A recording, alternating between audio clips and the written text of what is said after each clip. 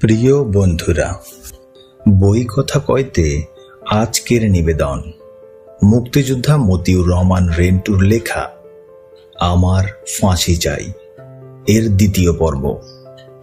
এবং এই বইটি বাংলাদেশের সাবেক প্রধানমন্ত্রী শেখ হাসিনা কর্তৃক সরকারিভাবে অবাঞ্ছিত ঘোষণা করা হয়েছিল। বইটির প্রথম পর্ব আপলোড দেওয়ার সাথে সাথে আমাদের চ্যানেলে আপনাদের অনেক অনেক সাড়া পেয়েছিলাম এবং আপনাদের সুন্দর সুন্দর কমেন্ট দেখে আমরা খুবই অনুপ্রাণিত হয়েছি। আশা করছি আজকের পর্বটিও আপনাদের ভালো লাগবে। যদি ভালো লেগে থাকে তাহলে অবশ্যই এই ভিডিওটি লাইক, কমেন্ট এবং সাবস্ক্রাইব করতে ভুলবেন না এবং পাশে থাকা বেল আইকনটি অবশ্যই ক্লিক করে নেবেন, যাতে নতুন কোনো ভিডিও আসলে আপনারা সাথে সাথে সেটার নোটিফিকেশন পেয়ে যান। এবং অবশ্যই বেশি বেশি শেয়ার করে দেবেন আপনাদের বন্ধুদের সাথে। চলুন শুরু করা যাক আমাদের আজকের নিবেদন আমার ফাঁসি চাই। লিখেছেন মুক্তিযোদ্ধা মতিউর রহমান রেন্টু। যে অধ্যায় দিয়ে আজকে শুরু করব সেটা হচ্ছে ভারতে পলায়ন। 7ই নভেম্বরের সিপাহী জনতার বিপ্লব ছিল শেখ মুজিবুর রহমান আওয়ামী বাকশালী ও ভারতের বিরুদ্ধে বিদ্রোহ। সাধারণ সিপাহী জনতা এই বিপ্লবে স্বাধীনতার ঘোষক জিয়াউর রহমানকেই নেতা মনে করেছে। 1975 সালের 15ই আগস্টে শেখ মুজিবের হত্যাকাণ্ডের পর আওয়ামী বাকশালীরা বা শেখ মুজিবের অনুসারীরা কে যে কোথায় লাপাত্তা হয়ে গেল তার কোনো হদিস পাওয়া গেল না। অবশ্য শেখ মুজিবের সহপার্টি বা আওয়ামী বাকশালী নেতাদের একটা বিরাট অংশ মুজিব হত্যাকারীদের সাথে হাত মেলালো এবং হত্যাকারীদের নেতা খন্দকার মোস্তাক আহমেদের নেতৃত্বে সরকার গঠন করল। আর আমরা গুটি কয়েক ছাত্র নেতাকর্মী রাজনৈতিক তৎপরতা চালাবার বা মুজিব হত্যার প্রতিবাদ করার চেষ্টা করছিলাম। তারা 1975-এর 7ই নভেম্বর বিক্ষুব্ধ সিপাহী জনতার বিদ্রোহ দেখে ভয়ে পালিয়ে দেশ ত্যাগ করলাম। ছাত্রনেতা রবিউল আল চৌধুরী, বর্তমানে সরকারি আমলা এবং প্রধানমন্ত্রী শেখ হাসিনার পিএস মুক্তাদির চৌধুরীর নেতৃত্বে আমরা 10 জন ছাত্র নেতাকর্মী কুমিল্লার লাকসাম কসবা দিয়ে পালিয়ে ভারতের ত্রিপুরা রাজ্যের রাজধানী আগরতলায় গিয়ে উঠলাম। 1971-এর মুক্তিযুদ্ধের সময় আগরতলা ছিল 2 নং সেক্টর। আমরা যারা 2 নং সেক্টরের মুক্তিযোদ্ধা ছিলাম তাদের কাছে আগরতলা ছিল পূর্ব পরিচিত শহর। এই আগরতলা শহরের এমবিবি কলেজের ভিপি সঞ্চয় পালের বাড়িতে আমরা সবাই উঠলাম। সঞ্চয় পালের কাছে শুনলাম শেখ মুজিবের আমলে আওয়ামী লীগের 3য় 4র্থ সারি নেতা, পরবর্তীকালে আওয়ামী লীগের কেন্দ্রীয় নেতা এবং শেখ হাসিনা আমলে কিছুই না SM ইউসুফ আগরতলা থেকে কলকাতায় চলে গেছেন এবং যাওয়ার সময় বলে গেছেন তিনি কিছুদিনের মধ্যেই আবার আগরতলায় আসবেন। অন্যদিকে সাবেক ডাকসুর ভিপি, বর্তমানে কমিউনিস্ট পার্টির সাধারণ সম্পাদক মুজাহিদুল ইসলাম সেলিম, সাবেক মুজিব বাহিনী নেতা, আওয়ামী যুবলীগের সাবেক চেয়ারম্যান, বর্তমানে গণফোরামের কেন্দ্রীয় নেতা মোস্তফা মহসিন মন্টু, সাবেক ছাত্র নেতা, পরবর্তীকালে আওয়ামী লীগের কেন্দ্রীয় নেতা, জাতীয় শ্রমিক লীগের সভাপতি, বর্তমানে জাতীয় পার্টির প্রাক্তন এমপি শাহ মোহাম্মদ আবু জাফর, সাবেক ছাত্রনেতা ইসমত কাদির গামা, শেখ মুজিবের মন্ত্রী মোল্লা জালালের ছেলে সাবেক ছাত্রনেতা রুমি, কবি নজরুল সরকারি কলেজের তুখোর ছাত্রনেতা, সৎ ও প্রতিবাদী ব্যক্তিত্ব, বিএনপি সরকার কর্তৃক মনোনীত ৭৯ নং ওয়ার্ড চেয়ারম্যান, বর্তমানে জাতীয়তাবাদী দল ৭৯ নং ওয়ার্ড সভাপতি জননেতা মোহাম্মদ ফরিদ উদ্দিন, প্রধানমন্ত্রী শেখ হাসিনার তথ্য প্রতিমন্ত্রী আবু সাইদ, রাজনৈতিক উপদেষ্টা ডক্টর S.A. মালেক সহ শতিনেক নেতাকর্মী পশ্চিম বাংলার রাজধানী কলকাতায় পালিয়ে যায়। বলা যায় না বুঝে শুনে আমরা দেশ ত্যাগ করে ভারতে পালিয়ে যাই, যা ছিল নাবালক সুলভ রাজনৈতিক অনভিজ্ঞতা। আমার ধারণা দেশ ত্যাগ করে ভারতে যাওয়া আমাদের সংখ্যা 1000-3-এর বেশি হবে না। তবে দেশ থেকে পালিয়ে ভারতের বিভিন্ন জায়গায় আশ্রয় নেয়া 1000-3 নেতাকর্মীর উদ্দেশ্য ছিল একটাই, আর সেই উদ্দেশ্য হচ্ছে ভারত সরকারের কাছ থেকে সাহায্য সহযোগিতা নিয়ে 1971 এর মুক্তিযুদ্ধের মতো রাজনৈতিক ও সামরিক তৎপরতা চালানো। কিন্তু ভারতের প্রধানমন্ত্রী ইন্দিরা গান্ধী সরকার আমাদের সাহায্য করা দূরে থাক, পাত্তাই দেয়নি। 1. গোপালগঞ্জ বঙ্গবন্ধু কলেজ ছাত্র সংসদের জিএস, পরবর্তীকালে মুক্তিযোদ্ধা সংহতি পরিষদের কেন্দ্রীয় নেতা গোলাম মোস্তফা খান মিরাজ। 2. ছাত্রলীগ ও মুক্তিযোদ্ধা সংহতি পরিষদের কেন্দ্রীয় তাত্ত্বিক নেতা, বর্তমানে অগ্রণী ব্যাংকের কর্মকর্তা ও নেতা মোবারক হোসেন সেলিম। 3. টাঙ্গাইলের ছাত্র নেতা, বর্তমানে ব্যবসায়ী বাবর আলী। 4. টাঙ্গাইল জেলা ছাত্র নেতা, বর্তমানে অ্যাডভোকেট লিয়াকত হোসেন জাহাঙ্গীর। 5. যুব নেতা নজিবুর রহমান নিহার। 6. ছাত্র নেতা, বর্তমানে ব্যবসায়ী নওশের আলী নসু। 7. যুবকর্মী, বর্তমানে ভারতের নাগরিক জ্যোতির্ময় বিশ্বাস। 8. সাবেক ছাত্রনেতা, বর্তমানে জাতীয় পার্টির কেন্দ্রীয় নেতা গোপালগঞ্জের আব্দুর রউফ শিকদার। 9. সাবেক যুবনেতা, দীর্ঘদিন প্রবাসে থেকে বিদেশিনীকে বিয়ে করে ঘর সংসার করে 2 সন্তান জন্ম দিয়ে অবশেষে বিদেশি কালচারের সাথে মানিয়ে নিতে না পেরে বিদেশি বধূ এবং সন্তানদের কাছ থেকে বিদায় নিয়ে দেশে ফিরে বর্তমানে ব্যবসারত গ্রিন রোড কাঁঠাল বাগানের এস.এ. কাইয়ুম খসরু। এবং 10. আমি স্বয়ং বর্তমানে গণপ্রজাতন্ত্রী বাংলাদেশের প্রধানমন্ত্রী শেখ হাসিনা কর্তৃক সস্ত্রীক অবাঞ্ছিত ঘোষিত। আমরা এই 10 জন এবং আমাদের নেতৃত্ব দানকারী রবিউল আলম চৌধুরী ওরফে মুক্তাদির চৌধুরী সহ মোট 11 জন আগরতলা এমবিবি কলেজের ভিপি সঞ্জয় পালের বাড়ির সাথে ময়লা নিষ্কাশনের ড্রেনের উপর পুরনো টিন দিয়ে একটি চালা বানিয়ে তার নিচে একটি বড় চৌকি ফেলে থাকতে লাগলাম। অবশ্য রবিউল আলম চৌধুরী ওরফে মুক্তাদির চৌধুরী সঞ্জয় পালের সঙ্গে ওদের ঘরে ঘুমাতো, আর 10 জন ড্রেনের উপর ভাঙা টিনের চালার নিচে রাখা ওই এক চৌকিতেই ঘুমাতাম। একজনের পাশে একজন করে 9 জন পাশাপাশি ঘুমাতো, আর আমি ঘুমাতাম সকলের পায়ের ধারে, কারণ পাশাপাশি 10 জনের জায়গা ওই চৌকিতে হতো না, তাই আমি সকলের পায়ের ধারে যে জায়গা সেই জায়গায় ঘুমাতাম। ঘুমতো না কোন রকমের শুয়ে থাকা, একে তো প্রচন্ড মশা, তার উপর আবার চতুর্দিকে খোলা, তারপর আবার ড্রেনের উপর, তাও আবার মশারি ছাড়া। মশারি নেই এখানে, দিনের বেলাতেই মশা ধরতো। এই অবস্থায় ঘুমানোর তো কোনো প্রশ্নই ওঠে না।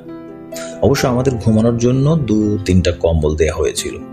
সবাই কম্বল বিছিয়ে আর একটি কম্বল দিয়ে গা থেকে মাথা পর্যন্ত মুড়ে শুয়ে থাকতো, আর আমি কম্বল না পেয়ে লুঙ্গি দিয়ে শরীর ঢেকে শার্টের ভিতর মুখ মাথা ঢুকিয়ে রাখতাম। আমি আর মোবারক হোসেন সেলিম অধিকাংশ রাত গল্প করে আর মশা মেরে কাটিয়ে দিতাম। মশা মেরে 2 বন্ধু মিলে আবার গুনতাম কত হাজার কতশো মশা মারলাম। এইভাবে রাত পার করে দিয়ে সকালে পায়ের ধারে শুয়ে পড়তাম। যতখানি বেলা সম্ভব ঘুমিয়ে ঘুমিয়ে পার করে দিতাম, কারণ আমাদের কপালে সকালের নাস্তা খাওয়া ছিল না, তাই রোজা রাখার মতো শুয়ে শুয়েই বেলা পার করে দিতে চাইতাম। ত্রিপুরা রাজ্যের কংগ্রেস সেক্রেটারি রাধু গুপ্ত দুপুরের খাওয়ার জন্য ভারতীয় 1 টাকা 10 পয়সা এবং রাতে খাওয়ার জন্য 1 টাকা, তাও আবার রুটিন মাফিক নিয়মিত দিতেন না। সপ্তাহে 2-1 দিন বা তারও বেশি দিন তো বাদ যেতই। অর্থাৎ কখনো সপ্তাহে লাগাতার ভাবে, আবার কখনো সপ্তাহের মধ্যে 2-3 দিন কংগ্রেস সেক্রেটারি রাধু গুপ্ত টাকা দিতেন না। আমাদেরকে টাকা দেওয়ার জন্য রাধু গুপ্তের আন্তরিকতার অভাব ছিল না।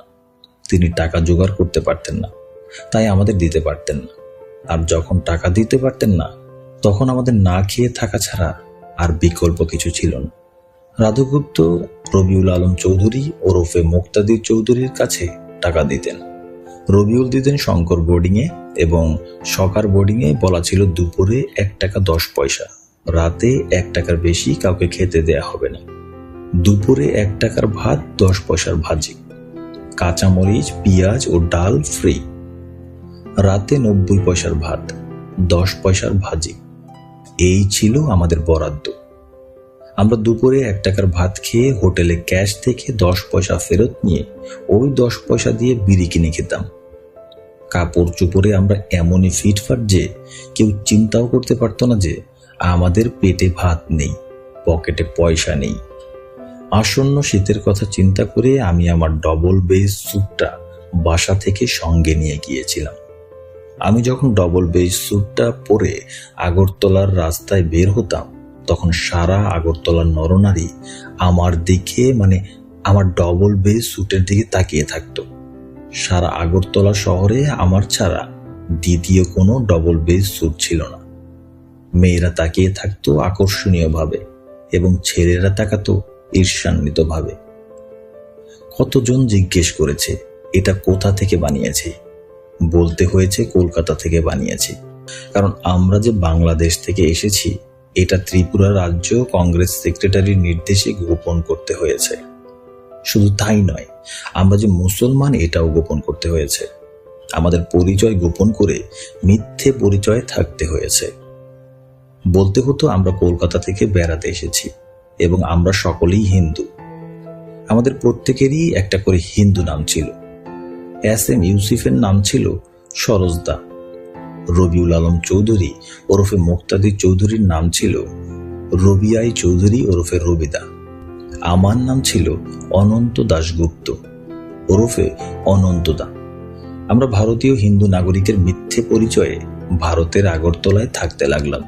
আমাদের স্মার্ট ফিটফাট পোশাকের পকেট থেকে পাতার বিড়ি বের করে ধূমপানের জন্য আগুন ধরাতাম। তখন মানুষ অবাক হয়ে চেয়ে থাকতো, মনে করত এটা আমাদের এক ধরনের শৌখিনতা বা ফ্যাশন। আসলে আমাদের যে বিড়ি খাওয়ারও পয়সা নেই, এটা আগরতলার মানুষ বুঝতো না। পেটের ক্ষুধার কি জ্বালা তা আমরা হারে হারে বুঝেছি।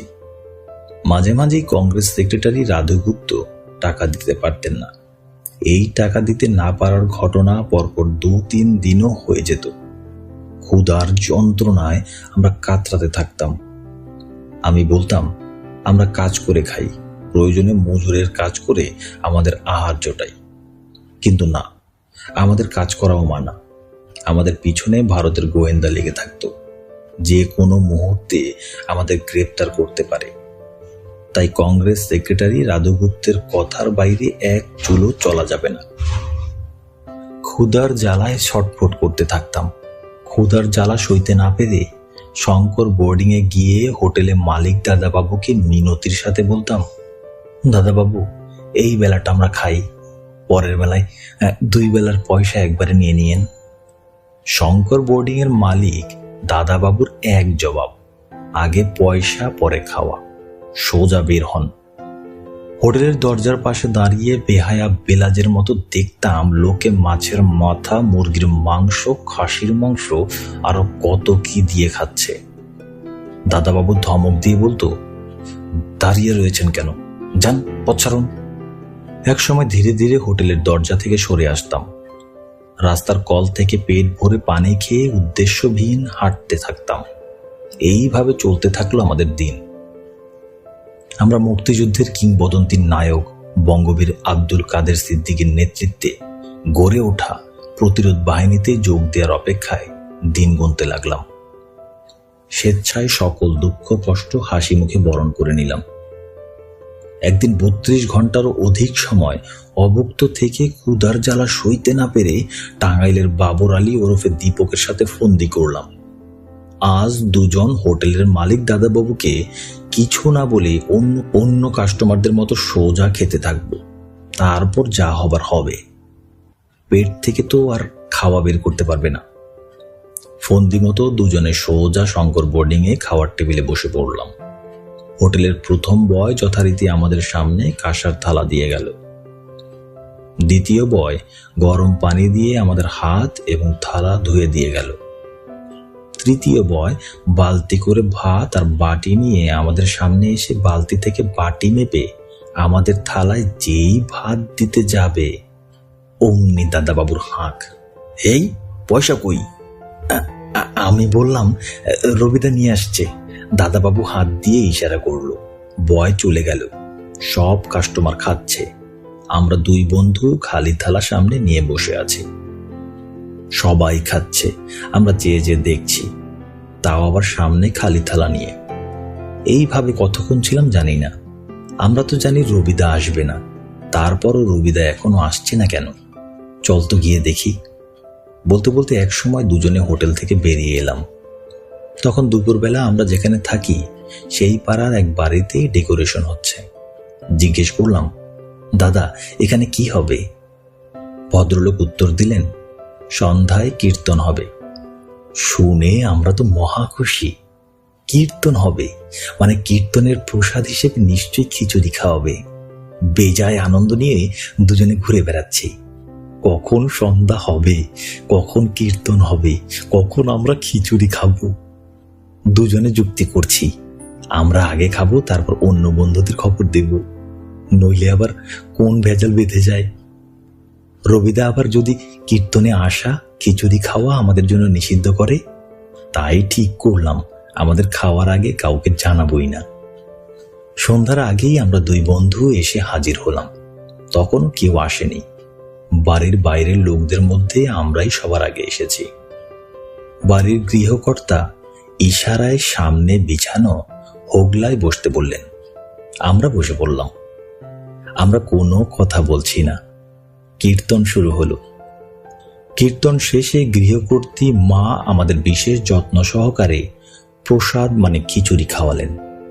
আমরা খুব খেলাম, যত দিলেন ততই খেলাম। নিষেধ করলাম না। যে যত্ন করে খাওয়ালেন মনে মনে ভয় পেলাম, যদি টের পাই আমরা মুসলমান তাহলে আর দেহে প্রাণ থাকবে না, দেহটাও থাকে কিনা সন্দেহ। সবাইকে খবরটা দিলাম। পড়ি কি মরি করে দৌড়ে গেল সবাই। পরদিন দুপুরে পুকুর পাড়ে গেলাম চান করতে। চান মানে গোসল। আমরা তো সবাই হিন্দু, তাই গোসলকে চান বলতে হচ্ছে, পানিকে জল বলতে হচ্ছে। এর কোনো ভুল ভ্রান্তি হলে সর্বনাশ, উপায় থাকবে না। শান বাঁধানো পুকুর, পুকুর পাড়ে বসে আছেন সেই গৃহকর্তা। আমাদের দেখে জিজ্ঞেস করলেন, গতকাল প্রসাদ খেয়েছিলে? আমরা বললাম, জি খেয়েছি। ব্যাস, বৃদ্ধ গৃহকর্তার চেহারা পরিবর্তন হয়ে গেল। বার কয়েক আমাদের দিকে সন্দেহের দৃষ্টিতে তাকালেন, তারপর দ্রুত চলে গেলেন। আমি ভয় পেলাম। মনে মনে খুঁজতে লাগলাম কি ত্রুটি হলো, কিন্তু কোনো ত্রুটি খুঁজে পেলাম না। আমরা তাড়াতাড়ি চলে এলাম। ওই রাস্তায় আর গেলাম না, কাউকে কিছু বললামও না। আমাদের মধ্যে যে সত্যিকার হিন্দু বন্ধু ছিল জ্যোতির্ময়, ওকে একদিন ঘটনাটা বলায় জ্যোতির্ময় বলল, বেঁচে গেছিস, ধরা পড়ে গিয়েছিলি তোর হিন্দু না। হ্যাঁ, কিভাবে? ওই যে জি খেয়েছি বলেছিস, তাহলে কি বলতে হবে? বলতে হবে আজ্ঞে খেয়েছি, জি বলা যাবে না। জির স্থলে আজ্ঞে বলতে হবে, জি মুসলমানরা বলে। এখন পড়ব বইটির পরবর্তী অধ্যায়, বাঘা সিদ্দিকীর কাছে যাওয়া। 15 ফেব্রুয়ারি 1976 রাতে ত্রিপুরা রাজ্যের কংগ্রেস সেক্রেটারি রাধুগুপ্ত এসে বললেন, আগামীকাল সকালে কাদের সিদ্দিকীর কাছে যাওয়ার জন্য তোমরা তৈরি হও। শুনে আমরা তো মহা আনন্দিত। যাক, আল্লাহ পাক এই কর্মহীন ক্ষুধার্ত জীবন থেকে বাঁচালো। রাধুগুপ্ত বাবু আমাদের হাতে আগরতলা টু ধর্মনগর বাসের 10টি টিকিট এবং 30টি অ্যাডোমিন ট্যাবলেট দিলেন। আমরা হতবাক হয়ে বলে উঠলাম, 30টা অ্যাডোমিন? রাধুবাবু বললেন, দোকানে আর ছিল না, তাই বেশি দিতে পারি নাই। তোমরা সকালে যাওয়ার সময় আরো কিছু অ্যাডোমিন নিয়ে নিও। কথা শুনে আমরা সবাই হেসে দিয়ে বললাম, এত অ্যাডোমিন ট্যাবলেট দিয়ে কি হবে? রাধুগুপ্ত হেসে হেসে বললেন, কাছে রেখো, কাজে লাগবে। তারপর আমাদের 2000 টাকা দিয়ে বললেন, খুব চেপে চেপে খরচ করবে, মনে রাখবে ফুরিয়ে গেলে আর পাবে না। সবশেষে কাদের সিদ্দিকীর কাছে যাওয়ার রাস্তা সম্পর্কে বললেন। প্রথমে ধর্মনগর রেলওয়ে জংশন, সেখান থেকে ট্রেনে করে আসাম রাজ্যের রাজধানী গুয়াহাটি হয়ে ধুবড়ি, তারপর বাসে এবং হেঁটে মহেন্দ্রগঞ্জ বিএসএফ ক্যাম্পে যেতে হবে এবং সেখান থেকে বিএসএফ আমাদেরকে কাদের সিদ্দিকী বীর উত্তম এর কাছে পৌঁছে দেবে। পরদিন সকাল 7:30 আগরতলা টু ধর্মনগর বাসে উঠে বসলাম। ঠিক কাঁটায় কাঁটায় 7:30 বাস ধর্মনগরের উদ্দেশ্যে ছেড়ে দিল। বাসের সুপারভাইজার বলল, আপনারা সকলেই বমির ট্যাবলেট অ্যাডোমিন খেয়ে নিন। কারো দরকার হলে আমাদের কাছ থেকে ট্যাবলেট নিতে পারেন। বাস চলতে শুরু করলো। মিনিট 20 মধ্যেই আমাদের বাস উঁচু পাহাড়ে উঠতে লাগলো। কি অদ্ভুত প্রাকৃতিক সৌন্দর্য! চারদিকে শুধু গাঢ় মনোরম সবুজের সমারোহ। উপরে পরিষ্কার নীল আকাশ। পৃথিবী যেন নীল আর সবুজ এই দুরঙে বিভক্ত। উপরে নীল আকাশ, তারই নিচে গাঢ় সবুজ পৃথিবী। মনোরম গাঢ় সবুজের ভিতর দিয়ে আমাদের বাসটি চরকির মতো ঘুরতে ঘুরতে পাহাড়ের উপর উঠে যাচ্ছে, আবার ঘুরতে ঘুরতে নিচে নেমে যাচ্ছে। ইতিমধ্যেই বাসের মহিলা যাত্রীদের বমি শুরু হয়ে গেছে। সেই সাথে কিছু পুরুষ যাত্রীও বমি করা শুরু করছে। বাসের তীব্র ঘূর্ণনের ফলে আধা ঘন্টার মধ্যেই মহিলা যাত্রী সকলে বমি করে ফ্ল্যাট। মহিলাদের গায়ের কাপড় চোপড় বেসামাল। পুরুষ সঙ্গীরা প্রাণপণ চেষ্টা করেও মহিলাদের কাপড় গায়ে রাখতে পারছে না। এরই মধ্যে পুরুষ যাত্রীদের অর্ধেক বমিতে সামিল হয়েছে। তার মধ্যে আমাদের কয়েকজনও আছে। অ্যাডোমিন ট্যাবলেট খাচ্ছে আর বমি করছে। এতক্ষণ পুরুষেরা শাড়ি পরা মহিলাদের কাপড় সামলানোর বৃথা চেষ্টা করেছে, আর এখন কে কাকে সামলায়? চাচা আপন প্রাণ বাঁচা। ঘণ্টাখানেকের মধ্যে আমি আর টাঙ্গাইলের বাবর আলী ছাড়া বাসের মহিলা পুরুষ নির্বিশেষে সকল যাত্রী বমি করে ফ্ল্যাট। কাপড় চোপড় বেসামাল মহিলাদের দিকে তাকিয়ে দেখা তো দূরে থাক, সম্পূর্ণ উলঙ্গ হয়ে থাকা মহিলার দিকেও তাকাবার কেউ নেই। কারো সামর্থ্য নেই। আমার অবস্থাও কাহিল। চতুর্দিকের গাছের গাঢ় সবুজ রং আর নীল রং যে কত পীড়াদায়ক তা আগরতলা টু ধর্মনগর এই রাস্তায় যে যায়নি সে কখনোই বুঝবে না। ঘন্টা 2 পর পাহাড়ের একটা চওড়া প্রশস্ত মাঠের মতো জায়গায় বাসটি থেমে গেল। বাবর আলী আর আমি বাস থেকে নেমে এলাম। এখানেও সেই পীড়াদায়ক গাঢ় সবুজ আর নীল, এছাড়া অন্য কোনো রং নেই, নেই অন্য কোনো কিছু। বাসে সুপারভাইজার জানালেন এখানে আধা ঘন্টা রেস্ট। বাস থামতে আর 1-2 মিনিট দেরি হলেই আমিও বমি করে দিতাম। সুপারভাইজার বলল, তাড়াতাড়ি অ্যাডোমিন ট্যাবলেট খেয়ে নিন, বমি শুরু হয়ে গেলে আর খেয়ে লাভ হবে না। আমরা চট করে একসঙ্গে 2টো করে অ্যাডোমিন খেয়ে নিলাম। সুপারভাইজারকে জিজ্ঞেস করলাম, আপনাদের বমি হয় না? উত্তরে বলল, প্রথম হতো, এখন হয় না। প্রতিদিন যাওয়া আসা করি তো সয়ে গেছে। তাছাড়া আমরা রাত থেকেই ট্যাবলেট খেতে থাকি। রাতে 2টো খাই, সকালে খালি পেটে 2টো, নাস্তার পর 2টো খাই, তারপর বাসে উঠি। আমি আর বাবর আলী ঘাসের উপর টান টান হয়ে শুয়ে পড়ি। বাসের অন্যান্য যাত্রীরাও শুয়ে পড়ে। আধা ঘন্টা পরে বাসের চালক যাত্রীদের বাসে উঠার জন্য হর্ন বাজাতে থাকে। আমরা সবাই বাসে উঠে পড়ি। বাস চলতে থাকে। ঘন্টা 3 পর ধর্মনগরে এসে বাস থামল। আমরা বাস থেকে নেমে ধর্মনগর রেলওয়ে স্টেশনে গিয়ে গুয়াহাটি হয়ে ধুবড়ি যাওয়ার টিকিট কাটলাম। ধর্মনগর রেলওয়ে জংশন ঢাকার কমলাপুর রেল স্টেশনের চাইতেও বেশ বড়। ত্রিপুরা রাজ্যের সাথে কলকাতা সহ সমস্ত ভারতের এটাই হচ্ছে স্থলপথে একমাত্র যোগাযোগ ব্যবস্থা। স্টেশনে লুচি বিক্রি হচ্ছিল। আমার খুবই লুচি খেতে ইচ্ছে করছিল। নজিবুর রহমান নিহার আমাদের সকলের টাকা একসঙ্গে দিয়েছিল। আমি নজিবুর রহমান নিহারের কাছে লুচি খাওয়ার জন্য টাকা চাই, কিন্তু নিহার আমাকে টাকা নষ্ট করা যাবে না বলে বিমুখ করে। আমি অনেক বলি, অনেকবার বোঝাবার চেষ্টা করি যে আমার লুচি খেতে খুবই মন চেয়েছে। আমি এও বলি রাতের খাবারের পরিবর্তে আমি লুচি খাবো, আমাকে 2 টাকা দেয়া হোক। কিন্তু কিছুতেই নজিবুর রহমান নিহার আমাকে লুচি খাওয়ার জন্য 2 টাকা দেয়নি। আমার আজও এই 20-22 বছর পরও মনে হয় নিহার আমাকে লুচি খাওয়ার জন্য টাকা না দিয়ে বাড়াবাড়ি করেছে, অন্যায় করেছে। বোধহয় এরই নাম দিন যায় কথা থাকে। আমরা সকলে ট্রেনে উঠলাম। ট্রেন ছেড়ে দিল। ট্রেন একসময় আসামের রাজধানী গৌহাটি স্টেশনে থামল। আমরা ট্রেনে বসেই মনোমুগ্ধকর মনোরম পাহাড়িয়া শহর গৌহাটিকে দেখলাম। সৌন্দর্যের অপূর্ব লীলায় ভরপুর পাহাড়িয়া গৌহাটি শহর দেখে মনে হয় থেকেই যাই। গৌহাটি স্টেশন থেকে ট্রেন পাল্টিয়ে আমরা ধুবড়ির ট্রেনে উঠলাম। ভারতের ত্রিপুরা রাজ্য পাড়ি দিয়ে আসাম রাজ্যের পুরো রেলপথ অতিক্রম করে আমরা ধুবড়ি এসে ট্রেন থেকে নেমে বাসে করে খুব সম্ভবত বাংলাদেশের ব্রহ্মপুত্র নদীর ভারতীয় অংশের পাড়ে এলাম। ইঞ্জিন চালিত নৌকায় বিশাল চওড়া এই নদী পার হয়ে ভারতের মেঘালয় রাজ্যে প্রবেশ করলাম। তারপর মেঘালয়ের পাহাড়িয়া জঙ্গলের ভেতর দিয়ে হাঁটতে থাকলাম। সন্ধ্যা গড়িয়ে রাত নেমে এলো। সেই দুপুর থেকে হাঁটতে শুরু করেছি। এখন রাত্রি দ্বিপ্রহর। ক্লান্ত বিষণ্ণ ক্ষুধার্ত দেহ আর চলতে চায় না, কিন্তু না চলে উপায় কি? ঘুটঘুটে অন্ধকার, মাঝে মাঝে জঙ্গলের জীবজন্তুর জলের চোখ ছাড়া আর কিছুই দেখা যায় না। এর মধ্যেই আমরা 10 জন তরুণ একই উদ্দেশ্যে অজানা পথ চলছি। আরো কিছুদূর এগোতেই অন্ধকারে ছায়ার মতো মনে হলো ওইটা বিএসএফ ক্যাম্প হতে পারে। উচ্চ স্বরে চড়া গলায় জিজ্ঞেস করলাম, এ ভাইয়া, ইয়ে বিএসএফ ক্যাম্প হ্যাঁ?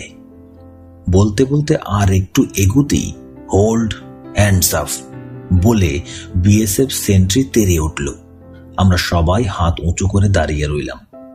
3-4 জন বিএসএফ আমাদের দিকে টর্চ মেরে হাতে অস্ত্র নিয়ে এগিয়ে এলো। কাছে এসে জিজ্ঞেস করলো, তুম লোক কন হে? আরো 5-7 জন বিএসএফ এসে আমাদের ঘিরে ফেলে বলল, হাত নামাইয়ে। আমরা হাত নামালাম। একজন বিএসএফ, তুম লোক ইয়া ঠেরো, হাম আরা হায় বলে ক্যাম্পের ভিতরে চলে গেল। আমরা বললাম, হাম লোক ইধার बैठ सकता है?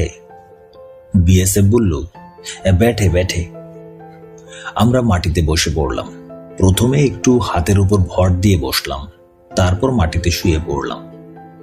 দেহের ক্লান্তিতে ঘুমিয়ে পড়লাম। কতক্ষণ ঘুমিয়েছিলাম জানি না। বিএসএফ এর ডাকে ঘুম ভাঙল। তারপর কড়া পাহারায় আমাদের ক্যাম্পের ভিতর নিয়ে গেলে একজন মেজর আমাদের সাথে কথা বলল। তাকে আমরা বিস্তারিত বললাম এবং আমাদের খেতে দেয়া ও বিশ্রাম নিতে দেওয়ার সুযোগ দেওয়ার জন্য আবেদন করলাম। তিনি 10 জন বিএসএফ দিয়ে বললেন, উন লোক কা সাথ যাইয়ে। বিএসএফ এর সাথে আমরা আবার হাঁটতে শুরু করলাম। রাত্রি শেষ হলো, আমাদের হাঁটা শেষ হলো না। পূর্বাকাশ রঙিন করে সূর্য উঠল। আমরা চলতেই থাকলাম। 5-6 মাইল দূরে আরেকটা বিএসএফ ক্যাম্পে এসে আমাদেরকে বুঝিয়ে দিলে নতুন বিএসএফ দল আমাদেরকে সঙ্গে নিয়ে হাঁটতে শুরু করলো। আমরা তাদের কাছেও খাওয়ার আবেদন করলাম, কিন্তু কোনো ফল হলো না। বেলা 12টার দিকে অন্য একটা ক্যাম্পে আমাদের এনে 2টা রুটি আর বুটের ডাল খাওয়ানো হলো। পেটে প্রচন্ড খিদে, মুহূর্তের মধ্যে রুটি শেষ হয়ে গেল। আমাদের খাওয়ার জন্য আধা ঘন্টা সময় দেয়া হয়েছিল। আধা ঘন্টা পর আবার আমাদের নিয়ে বিএসএফ হাঁটা শুরু করলো। একটার পর একটা ক্যাম্প আর দল বদলের মাধ্যমে আমরা হাঁটতেই লাগলাম। এইভাবে 2 দিন 2 রাত এক নাগারে বিরামহীন হেঁটে আমরা মহেন্দ্রগঞ্জ বিএসএফ ক্যাম্পে পৌঁছলাম। এখানে বিএসএফ এর একজন ব্রিগেডিয়ার আমাদের পৃথক পৃথকভাবে সারা রাত জিজ্ঞাসাবাদ করে। 20 ফেব্রুয়ারি বিকেলে আমাদের মনে হলো আজ রাত 12টার পরে তো 21 ফেব্রুয়ারি, মহান শহীদ দিবস। সিদ্ধান্ত নিলাম শহীদ দিবস উদযাপন করব। 6টি টিন আর গায়ের চাদর দিয়ে মহেন্দ্রগঞ্জ বিএসএফ ক্যাম্পের মাঠে আমরা তৈরি করলাম অস্থায়ী কৃত্রিম শহীদ মিনার। রাত 12টা 1 মিনিটে গোলাম মুস্তফা খান মিরাজ, মোবারক হোসেন সেলিম, আব্দুর রউফ শিকদার, এস.এ. কাইয়ুম খসরু, নজিবুর রহমান নিহার, নওশের আলী নসু, বাবর আলী, লিয়াকত হোসেন জাহাঙ্গীর, জ্যোতির্ময় বিশ্বাস এবং আমি মতিউর রহমান রেন্টু, আমরা এই 10 জন লাইন ধরে আব্দুল গাফফার চৌধুরী রচিত শহীদ আলতাফ মাহমুদ সুররোপিত বিখ্যাত ঐতিহাসিক অমর গান আমার ভাইয়ের রক্তে রাঙানো 21 ফেব্রুয়ারি আমি কি ভুলেতে পারি গাইতে গাইতে মাঠ প্রদক্ষিণ করে আমাদের তৈরি শহীদ মিনারে পুষ্প অর্পণ করি। মহেন্দ্রগঞ্জ বিএসএফ ক্যাম্পের প্রায় সকল সদস্য গভীর কৌতূহল আর আগ্রহ নিয়ে দাঁড়িয়ে শ্রদ্ধার সাথে এ দৃশ্য অবলোকন করেছে। বঙ্গবীর কাদের সিদ্দিকী বীর উত্তম, এর পক্ষ থেকে সাভারের মাহবুবুর রহমান মাহবুব মহেন্দ্রগঞ্জ বিএসএফ ক্যাম্পে প্রথম আমাদের সাথে সাক্ষাৎ করেন। দিন দশেক পর আমাদেরকে বঙ্গবীর কাদের সিদ্দিকীর নেতৃত্বে গড়ে ওঠা জাতীয় মুক্তিবাহিনীর হেডকোয়ার্টার চান্দুভুঁইতে নেওয়া হয়। চান্দুভুঁই নামক স্থানে দুই পাহাড়ের মাঝখানে, যেখানে দিনে সূর্য দেখা যায় না, আকাশও দেখা যায় না, জঙ্গলের ভিতর এমন একটি স্থানে খড়কুটো দিয়ে কোনো রকমে বানানো ঘরে আমাদের থাকার ব্যবস্থা হলো। আদিম যুগে মানুষ যখন পাহাড়ে জঙ্গলে বাস করত, তখনও হয়তো মানুষ থাকার জন্য এর চাইতে ভালো ঘর করেছিল। বঙ্গবীর আব্দুল কাদের সিদ্দিকী বীর উত্তম এর কাছে আমরা এলাম, কিন্তু দুঃখ গেল না, দুঃখ সঙ্গেই রয়ে গেল। এখানেও ক্ষুধার যন্ত্রণা, প্রতি 24 ঘন্টায় একবার খাওয়া। বেলা 12টার দিকে নারিকেলের আচার, এক আরা ভাত, সঙ্গে সামান্য ডালের পানি। পরের দিন আবার বেলা 12টায় ওই পরিমাণ ভাত, অর্থাৎ 24 ঘন্টা পর পর একবার যৎ সামান্য ভাত। চান্দুভুঁই পৌঁছার 3 দিন পর বাঘা কাদের সিদ্দিকীর সঙ্গে আমাদের দেখা হলো। বাঘা সিদ্দিকী আমাদের প্রথম দর্শনেই বললেন, কষ্টের আগুনে জ্বলে জ্বলে অঙ্গার হতে হবে, তারপর দেশ সেবা করতে হবে। যদি পারো তাহলে তোমরা আমার সাথে থাকো, না পারলে ভাই চলে যাও। তিনি আরো বললেন, হাসি মুখে কষ্ট করতে না পারলে দেশ সেবা করা যাবে না। দেশ সেবার মানেই হচ্ছে কষ্ট করা। 1971-এর মুক্তিযুদ্ধের চাইতেও আরো বেশি কষ্ট করতে হবে, আরো বেশি ত্যাগ স্বীকার করতে হবে। 1971-এ আমরা সবকিছুই সহজে পেয়ে গিয়েছিলাম, তাই জাতির জীবনে আজ এই বিপর্যয় নেমে এসেছে। তাই বলি ভাই, যদি কষ্ট করতে পারো, যদি সর্বোচ্চ ত্যাগ স্বীকার করতে পারো, তাহলে থাকো, নইলে চলে যাও। প্রতি উত্তরে আমরা বললাম, আমরা জ্বলে পুড়ে ছাই হয়ে যাব, তবু আপনার সাথে দেশের কাজ করব। সাথীদের প্রায়ই আমি বলতাম, পৃথিবীতে এমন কোনো লেখন আছেন, এই জায়গা, এই পরিবেশ, এই ঘটনা নিয়ে লিখে মানুষকে বোঝাতে পারবে? এখন পড়ব বইটির পরবর্তী অধ্যায়, প্রতিবাদ যুদ্ধ। আমরা অধিকাংশই 1971-এর মুক্তিযোদ্ধা, তাই সামরিক ট্রেনিংয়ের বিশেষ প্রয়োজন হলো না। মাসখানেক ট্রেনিংয়ের মহড়া দিয়েই আমরা সরাসরি ডিফেন্সে চলে গেলাম। ডিফেন্স মানে সীমান্ত এলাকায় আমাদের ক্যাম্প। আমরা 10 জন বিচ্ছিন্ন হয়ে এক এক ক্যাম্পে এক একজন চলে গেলাম। আমি গেলাম ময়মনসিংহ জেলার হালুয়াঘাট সীমান্তের ক্যাম্পে। সিদ্ধান্ত হলো, গেরিলা যুদ্ধের জন্য দেশের ভিতরে গিয়ে শেখ মুজিব অনুসারী যুবকদের সামরিক প্রশিক্ষণ দিয়ে বিভিন্ন স্থানে গেরিলা ক্যাম্প গড়ে তোলা। G3 অটোমেটিক রাইফেল, পাকিস্তানের তৈরি এই রাইফেল 1971-এর মুক্তিযুদ্ধের সময় পাকিস্তানিরা আমাদের বিরুদ্ধে ব্যবহার করেছিল। দেশ স্বাধীন হওয়ার পর ভারত এই G3 রাইফেল সহ পাকিস্তানি অন্যান্য অস্ত্রশস্ত্র নিয়ে গিয়েছিল। MMG, স্টেনগান, 6 ইঞ্চ মর্টার সহ আমরা 18 জন যোদ্ধা বৃহত্তম সিলেটের সুনামগঞ্জ জেলায় প্রবেশ করি। আমাদের আরো কয়েকটি গ্রুপ বিভিন্ন সীমান্ত দিয়ে দেশের ভেতরে প্রবেশ করে। সুনামগঞ্জের অধিকাংশ জায়গা হলো হাওর অঞ্চল। এই অঞ্চলের প্রধান বৈশিষ্ট্য হলো হিন্দু এবং মুসলমান পৃথক পৃথক গ্রামে বাস করে। যে গ্রামে হিন্দু বাস করে তার 5-7 মাইল পর অন্য একটি গ্রামে মুসলমান বাস করে, তার 5-7 মাইল পর আবার হিন্দু গ্রাম। এখানে সব পরিবারই কৃষি পণ্য নির্ভর। এক এক পরিবার 500-700 এমনকি 1000-1200 মণ ধান পায়। তবে মুসলমানের চেয়ে হিন্দুরাই বেশি ধনী। এখানে 15-20 মাইলের মধ্যে কোনো পাকা বা পিচের রাস্তা নেই। হাওর এবং নিম্ন অঞ্চল হওয়ায় প্রচুর ফসল হয়। নগর বা শহর সভ্যতা কি জিনিস এখানকার মানুষ জানে না। এখানে কোনোদিন সাম্প্রদায়িক দাঙ্গা ঘটেনি।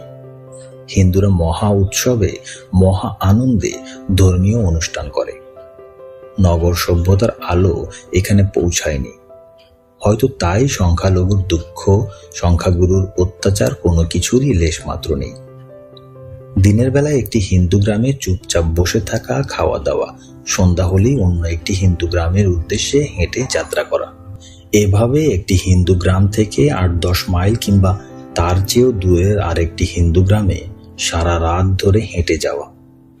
সারা রাত হাঁটার পথে অন্য কোনো গ্রাম পড়ে না তা নয়, কিন্তু সেই গ্রামে ওঠা যাবে না, কারণ ওই গ্রাম মুসলমানের। আমাদের কমান্ডার, রক্ষী বাহিনীর ডেপুটি লিডার সুকুমার সরকারের এক কথা, কোনো মুসলমান গ্রামে ওঠা যাবে না, কারণ মুসলমানরা আমাদের বাংলাদেশ সেনাবাহিনীর কাছে ধরিয়ে দেবে। তাই আমরা কোনো মুসলমান গ্রামে উঠি না। সন্ধ্যা হলেই আমরা হাঁটা শুরু করি। সারা রাত হেঁটে এক হিন্দু গ্রাম থেকে আরেক হিন্দু গ্রামে গিয়ে উঠি। এভাবে দিনে খাওয়া দাওয়া, চুপচাপ বসে থাকা এবং সারা রাত হাঁটা। দিন 10 পরেই শরীর কাঁপতে লাগলো। প্রথমে আমি ভাবলাম এটা বুঝি আমার কোনো রোগ। পরে দেখি সকলেরই শরীর কাঁপছে এবং সকলেই আমাকে তাদের শরীরের অবস্থা অবহিত করছে। কিন্তু শরীর যতই কাঁপুক, রাতে তো হাঁটতে তো হবেই। হাঁটা ছাড়া আমাদের বিকল্প কিছুই নেই। একদিন সন্ধ্যার পর হাঁটতে শুরু করলাম। নিশিরাত পার হয়, কিন্তু হিন্দু গ্রাম আর আসে না। সামনে আবছা একটা গ্রাম দেখা যায়, কিন্তু ওই গ্রামে ওঠা যাবে না, ওটা মুসলমানের গ্রাম। রাত শেষে ভোর হয় ভাব। আমাদের সকল সাথী বেঁকে বসলো। তাদের শরীর আর চলছে না, আর হাঁটতে পারছে না।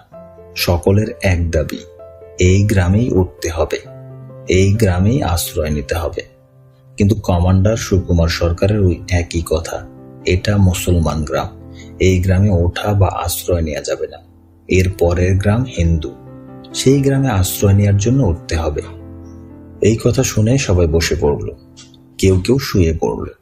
সামরিক ভাষায় যাকে বলে ট্রপস আউট অফ অর্ডার। সুকুমার সরকার আর আমি দাঁড়িয়ে, বাকি সবাই যে যার মতো কুয়াশায় ভেজা ঘাসের উপর শুয়ে বসে। সুকুমার বাবু আমাকে বললেন, বাঁচতে চাইলে ট্রপস উঠাও। আমি শত চেষ্টা করেও কাউকেই উঠাতে পারলাম না। অবশেষে কমান্ডার সুকুমার আঞ্চলিক ভাষায় বললেন, শালার ভাইরা আমার কি, বেগ টুইন মরবে, চল এই মুসলমান গ্রামে উঠি। বলে গ্রামের দিকে হাঁটতে লাগলেন। ধীরে ধীরে সবাই উঠে হাঁটতে লাগলো। সুকুমার বাবু এবার মুসলমান গ্রামের দিকেই চলতে লাগলো। মিনিট 15 মধ্যেই আমরা আশ্রয় নেওয়ার জন্য মুসলমান গ্রামে উঠে পড়লাম। মূল মাটি থেকে 15-20 ফিট উঁচু, 700-800 ফুট লম্বা, 100 ফুট চওড়া এবং 50-60টি ঘরের গ্রামে যে যেদিক দিয়ে পারে ঢুকলো এবং যে ঘরে পারে শুয়ে পড়ল। সারা গ্রামে ডাকাত ডাকাত বলে শোর পড়ে গেল। অবস্থা বেগতিক দেখে আমি চিৎকার করে বলতে লাগলাম, ভাই সব, আমরা ডাকাত না, আপনাদের ভয়ের কোনো কারণ নেই, আমরা ডাকাত নই, আপনারা হইচই বন্ধ করুন, আমরা ডাকাত নই। এক পর্যায়ে বাধ্য হয়ে বললাম, আপনারা চুপ না করলে আমরা আপনাদের গুলি করতে বাধ্য হব। বলেই G3 অটো রাইফেল তাক করলাম। কিছু লোক কথায় এবং ভয়ে চুপ করল। আমি গ্রামের পুরুষদের বললাম, আপনারা মসজিদে আসেন, ফজরের নামাজের পর আপনাদের সাথে আমাদের কথা আছে। এখানকার গ্রাম দেশের অন্যান্য গ্রামের মতো নয়। এই গ্রাম মূল মাটি থেকে 20-30 ফুট উঁচু, 500-700 বা 1000 ফুট লম্বা, 50 ফুট চওড়া করে মাটি ফেলে তার উপর পরিকল্পিতভাবে 2 সারিতে ঘর, এক কোনায় মসজিদ, পাঠশালা তৈরি করা। মসজিদে ফজরের আজান শেষে নামাজ হলো। আমাদের কে যে কোন ঘরে কোথায় ঘুমিয়ে নাক ডাকছে তার কোনো হদিস নেই। একমাত্র আমি গ্রামের মানুষের ভিড়ে উপচে পড়া মসজিদের বারান্দায় অস্ত্র হাতে দাঁড়িয়ে বক্তৃতা করছি। ভাই সব, আমরা ডাকাত নই। আমরা যদি ডাকাত হতাম তাহলে এতক্ষণে আপনাদের জানমাল, ধন সম্পদ লুট করতাম। কিন্তু কই, আমরা তো আপনাদের কিছুই লুট করছি না, কারণ আমরা ডাকাত নই। আমরা হলাম জাতির জনক বঙ্গবন্ধু শেখ মুজিবুর রহমানের সৈনিক। আপনারা হয়তো জানেন না, জাতির পিতা বঙ্গবন্ধু শেখ মুজিবকে সপরিবারে নির্মমভাবে হত্যা করা হয়। আর তাই ওই হত্যার প্রতিবাদে আমরা যুদ্ধ ঘোষণা করেছি। আমরা ডাকাত নই, আমরা শেখ মুজিবের সৈনিক। আমরা বাংলাদেশ সরকার ও বাংলাদেশ সেনাবাহিনীর বিরুদ্ধে যুদ্ধ করছি এবং এই যুদ্ধের প্রয়োজনেই আমরা আজ আপনাদের কাছে আশ্রয়ের জন্য এসেছি। আমরা আপনাদের সন্তান, আপনারা আমাদের পিতা মাতার মতো। শুধু আজকের দিনের জন্য একটুখানি আশ্রয় আমরা আপনাদের কাছে চাই। আমার বক্তৃতা শুনে গ্রামের এক মহিলা বলল, উমা, ডাকাত দেখি ভালো ভালো কথা বলে, তোতা পাখির মতো আরো কত কিছুই না বোঝালাম। গ্রামবাসীও বুঝলো। আমি মসজিদের বারান্দায় অস্ত্রটা বুকের ভিতর জড়িয়ে ঘুমিয়ে পড়লাম। গ্রামবাসীর ডাকে আমার ঘুম ভাঙল। গ্রামবাসী আমাকে ঘুম থেকে তুলে বলল, স্যার আসেন, আপনাদের জন্য খাওয়ার ব্যবস্থা হয়েছে। আমি বললাম, আপনি যান, আমি আসছি। তিনি বললেন, না, আমার সাথেই যেতে হবে, আপনাদের জন্য আমরা খাসি জবাই করেছি। আমি ওনার সাথে যেতে থাকলাম। একটা ঘরে আমাকে আমার আরো 3 জন সাথী সহ খাওয়াতে বসানো হলো। খেতে বসে দেখলাম সত্যি সত্যি খাসির মাংস দিয়ে খেতে দিয়েছে। মনে মনে নিজেই নিজের বক্তৃতার প্রশংসা করতে লাগলাম আর গর্ববোধ করতে লাগলাম। আমার বক্তৃতার এমনই জাদু, এবং আমি মানুষকে এমনভাবেই বুঝাতে পারি যে গ্রামের মানুষ খাসি জবাই দিয়ে আমাদের খাওয়ায়। আহ, কি আমার যোগ্যতা! খাসির মাংস দিয়ে পুরো পেট ভাত খাওয়া শেষে এলো দুধ। পেটে জায়গা না থাকায় দুধ ভাত খেতে অক্ষমতা জানালাম। কিন্তু জাতির পিতা বঙ্গবন্ধু শেখ মুজিবুর রহমানের ভক্ত গ্রামের মানুষেরা নাছোড়বান্দা। দুধ ভাত খেতেই হবে।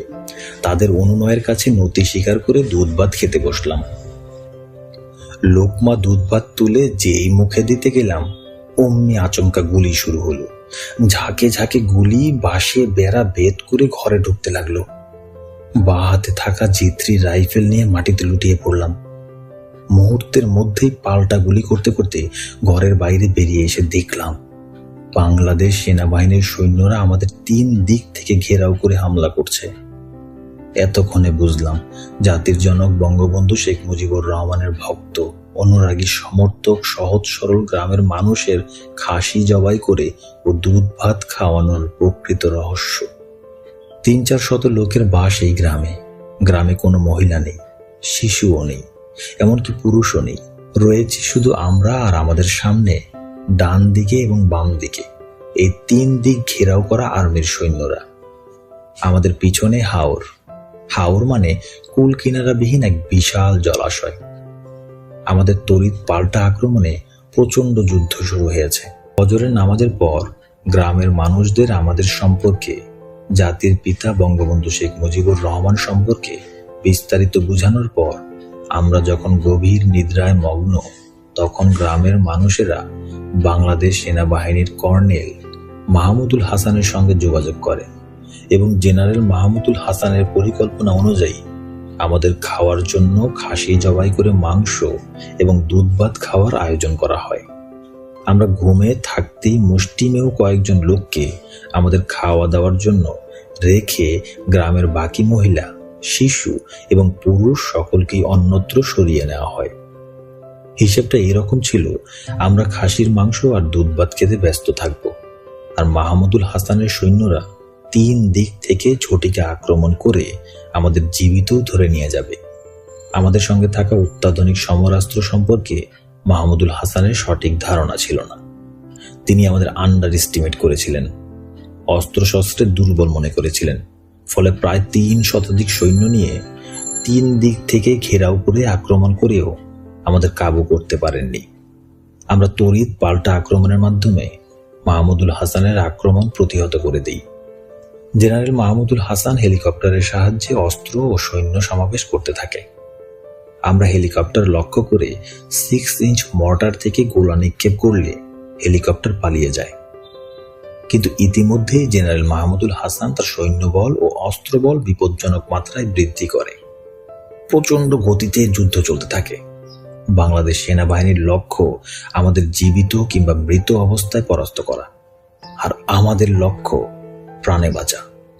যুদ্ধের কৌশলগত কারণে আমাদের অবস্থান ছিল অনেক সুবিধাজনক, কারণ আমরা ছিলাম গ্রামে অর্থাৎ উঁচু জায়গায়, আর সেনাবাহিনী ছিল ধান খেতে অর্থাৎ নিচু জায়গায়। যুদ্ধে আমাদের মিডিয়াম মেশিন গান চালক উপজাতীয় গারো তরুণ আশু মারাক ও তার অল্প বয়সী তরুণ সহকারী চালক দীনবন্ধু মারাক ফিল্মের নায়কের মতো অভূতপূর্ব সাহসিকতার সাথে 100 রাউন্ড গুলির এক চেইন বিশিষ্ট MMG মিডিয়াম মেশিন গান চালাতে থাকে। এমএমজি এর সামনে দুটি পা আছে। এই পা দুটি মাটিতে রেখে শুয়ে থেকে তারপর এমএমজি চালাতে হয়। কিন্তু আশু মারাক এই রীতি বা প্রশিক্ষণের তোয়াক্কা না করে 100 রাউন্ড গুলির এক চেইন এমএমজি হাতে নিয়ে দাঁড়িয়ে সিনেমার নায়কের মতো শত্রুকে ঘায়েল করতে লাগলো। আর তার সাথে তাল মিলিয়ে কিশোর তরুণ যুবক দীনবন্ধু চেইনে দ্রুত 100 রাউন্ড গুলি ভরে চেইন এমএমজিতে ফিট করে দিতে লাগলো।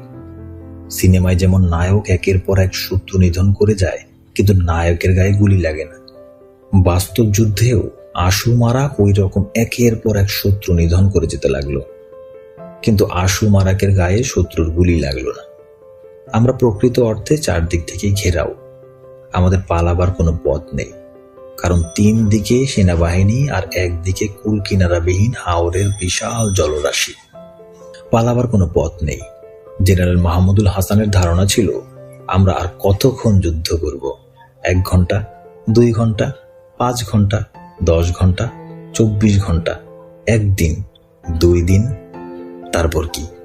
হয় মৃত্যু, না হয় বন্দী। আসলেও তাই। আমাদের তো পালাবার কোনো পথ নেই। প্রচন্ড যুদ্ধ, কেউ কারো নাহি ছাড়ে, সমানে সমান। আমি চিন্তিত হলাম। ক্রলিং করে এক জায়গা থেকে আর এক জায়গায় গিয়ে নিজেদের সর্বশেষ অবস্থানটা দেখে নিলাম।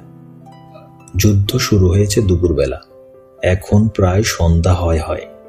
মনে মনে সেলফ ডিসিশনটা কি নেব ভাবতে লাগলাম। ধরা পড়ব না আত্মহত্যা করব। ঠিক এমন সময় আমাদের কমান্ডার সুকুমার বাবু ঠিক এই ভাষায়, কে আছো জওয়ান, হও আগুয়ান, হাকিছে ভবিষ্যৎ, বলেই আমাকে বললেন, ওই উত্তর দিকে হিজল গাছগুলোর আড়ালে যে সৈন্যগুলো আছে তাদের যদি এক ঝটিকা আক্রমণে নিহত বা সরিয়ে দিতে পারো, তাহলেই কেবল আমরা বাঁচতে পারি। কারণ ওই একটি মাত্র পথ আছে পালাবার। কমান্ডারের কথাটা শুনে এতক্ষণ মনে মনে যে সেলফ ডিসিশনের কথা ভাবছিলাম তার সুরাহা হয়ে গেল। সিদ্ধান্ত নিয়ে ফেললাম, হয় সেনাবাহিনীদের নিহত বা তাড়িয়ে দেব, অথবা নিজেই মরব। 3 জন সাথী বন্ধুকে ইশারায় কাছে ডাকলাম। আমি সহ 4 জনের একটা সুইসাইড স্কোয়াড গঠন করলাম। যদিও পরিস্থিতি ও পরিবেশে আমরা সকলেই সুইসাইড স্কোয়াড মেম্বার হয়ে গেছি। তারপর একটা সামান্য আনুষ্ঠানিকতার মাধ্যমে একে অপরের সাথে করমর্দন করে গুলি করতে করতে হিজল গাছের বাগানের দিকে ঝটিকা আক্রমণ করলাম। নিজেদের গায়ে গুলি লাগতে পারে সেই পরোয়া করলাম না, শুধু আক্রমণ আর সামনের দিকে এগিয়ে গেলাম। যুদ্ধের ধরন গেল পাল্টে। এতক্ষণ আমরা শুধু শত্রুর আক্রমণ প্রতিহত করতে আত্মরক্ষার্থে পাল্টা আক্রমণ করেছি। শত্রুর ঝাঁকে ঝাঁকে গুলি আমাদের দিকে আসছে, এতে আমাদের কোনোই ভ্রুক্ষেপ নেই। আমরা তো মরার জন্যই এসেছি। মিনিট 15 মধ্যেই আমরা হিজল বাগান দখল করে ফেললাম। আর্মির হেলমেট, বুট এবং জায়গায় জায়গায় রক্ত দেখে অনুমান করলাম এখানে সেনাবাহিনীর বেশ সদস্য হতাহত হয়েছে, যার ফলে হতাহত সৈন্যদের নিয়ে বাকি সৈন্যরা এই স্থান ত্যাগ করে অন্যত্র অবস্থান নিয়েছে। হিজল বাগান আমাদের পূর্ণ নিয়ন্ত্রণে। আমরা কমান্ডারের অপেক্ষায় রইলাম। সন্ধ্যা হয়ে অন্ধকার নেমে এলো। চারিদিকে ঘুটঘুটে অন্ধকার। যুদ্ধের তেজ কমে এলো।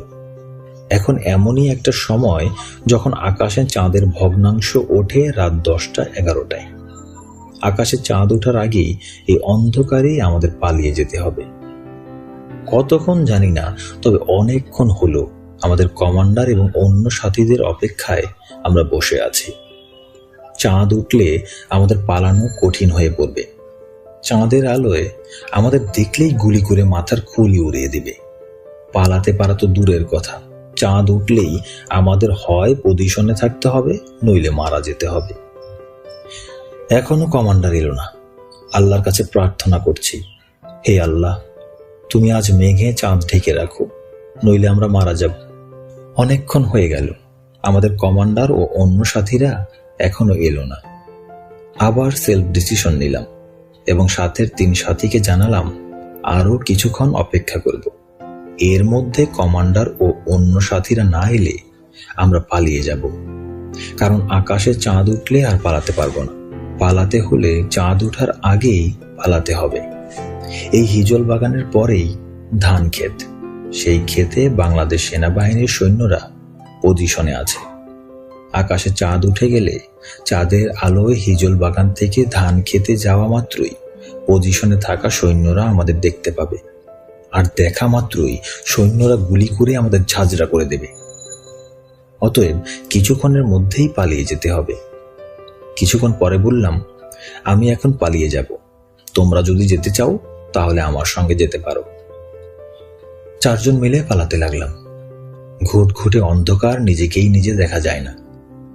আমরা চারজন একে অপর থেকে যাতে বিচ্ছিন্ন না হই সেই জন্য গায়ে গায়ে মিশে পথ চলতে লাগলাম।